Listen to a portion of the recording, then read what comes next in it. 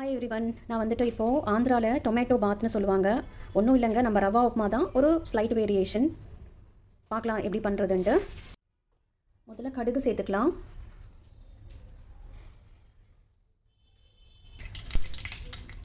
கடுகு நல்லா பொரிஞ்சுது. இப்போது கருவேப்பிலை போட்டுக்கலாம்.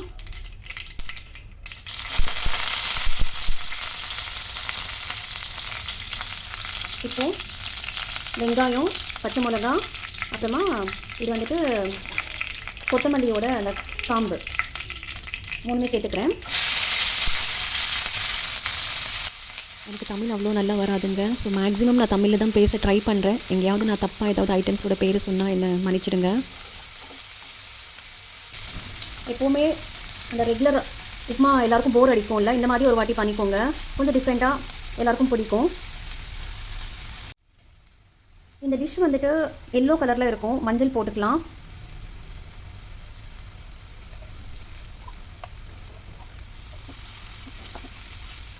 இது ஒவ்வொருத்தர் ஒவ்வொரு மாதிரி பண்ணுவாங்க. நான் என்னோடய ஸ்டைலில் எப்படி பண்ணுறதுன்னு உங்களுக்கு காட்டுறேன் இன்றைக்கி. இந்த டிஷ்ஷில் வந்துட்டு மைல்டு கரம் மசாலா ஃப்ளேவர் இருந்தால் நல்லாயிருக்கும். அதனால் நான் வந்து பட்டை, கிராம்பு, ஏலக்காய், பாருங்கள் எல்லாமே கொஞ்சம் தான், ஸ்மைல் ஃப்ளேவர் வந்தால் போதும்.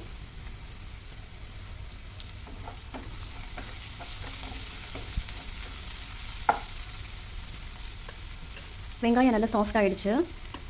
இப்போது டொமேட்டோ, அப்புறமா இஞ்சி, ஒரு 2 டொமேட்டோ, அப்புறமா ஒரு சின்ன பீஸ் இஞ்சி கிரைண்ட் பண்ணியிருக்கேன். கிரைண்ட் பண்ணணுன்னா பண்ணலாம், இல்லாட்டி கட் பண்ணி கூட போட்டுக்கலாம்.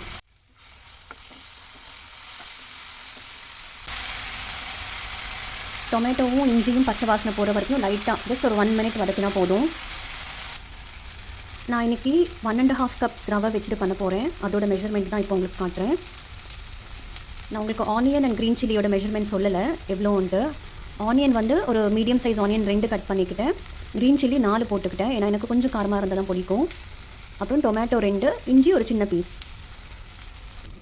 தண்ணி சேர்த்துக்கிறேன்.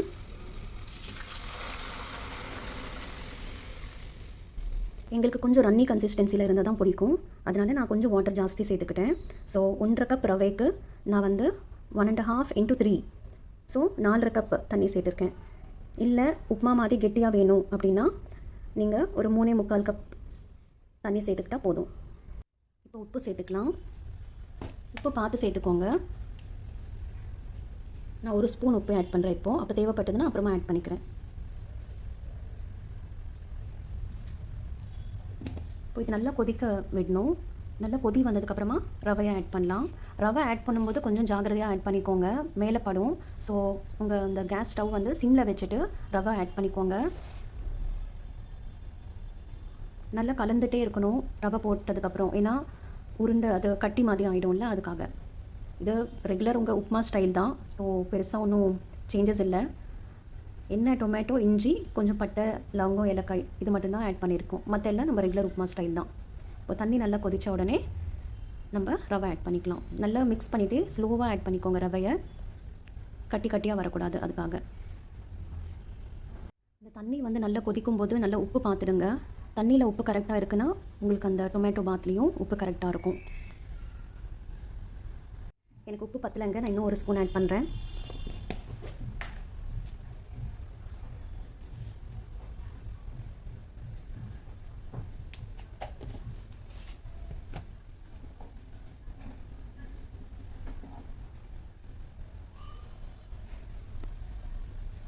இப்போ கரெக்டாக இருக்குது.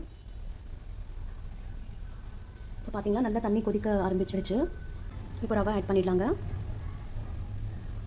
நல்லா மிக்ஸ் பண்ணிவிட்டே, கட்டி பிடிக்காமல் கலந்துகிட்டே மிக்ஸ் பண்ணிக்கோங்க. கொஞ்சம் கொஞ்சமாக போடணும் ரவையை, ஒரே வாட்டி நிறைய போடக்கூடாது.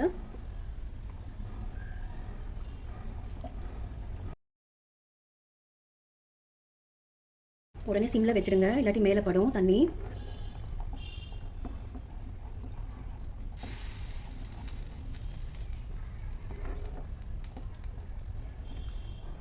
பார்த்தீங்களா, கட்டி பிடிக்காமல் நல்லா ரன்னியாக வந்திருக்கு.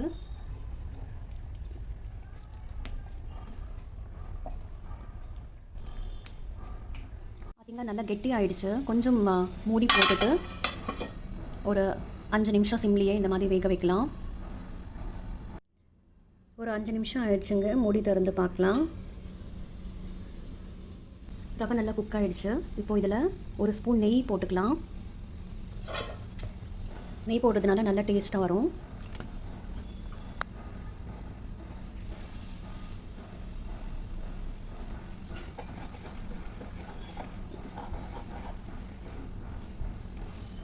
டொமேட்டோ பாத் சூப்பராக ரெடி ஆகிடுச்சுங்க.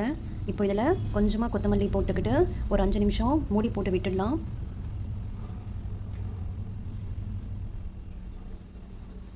இவ்வளோதாங்க. இப்போ நான் வந்துட்டு மூடி போட்டுட்டு ஒரு நிமிஷத்துக்கு அப்புறமா ஸ்டவ் ஆஃப் பண்ணிவிடுவேன். அதுக்கப்புறமா 5 நிமிஷத்துக்கு அப்புறம் திறந்து பார்க்கலாம். மூடி போட்டாச்சு. ஒரு நிமிஷம் இந்த மாதிரி சிம்மில் இப்படியே விட்டுட்டு அப்புறமா நான் ஆஃப் பண்ணிடுறேன். ஸ்டவ் ஆஃப் பண்ணிவிட்டு ஒரு 5 நிமிஷத்துக்கு அப்புறமா நம்ம ஓப்பன் பண்ணி பரிமாறிடலாம். சாப்பிட்றதுக்கு ரெடி ஆகிடும். 1 நிமிஷம் ஆயிடுச்சு. இப்போ நான் வந்து ஸ்டவ் ஆஃப் பண்ணிடுறேங்க.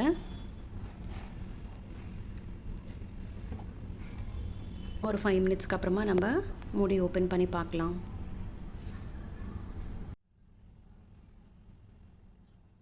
டொமேட்டோ பாத் சூப்பராக ரெடி ஆகிடுச்சுங்க. நீங்களும் உங்கள் வீட்டில் ட்ரை பண்ணிவிட்டு உங்களுக்கு எப்படி வந்ததுன்னு சொல்லுங்கள். தேங்க்ஸ் ஃபார் வாட்சிங்.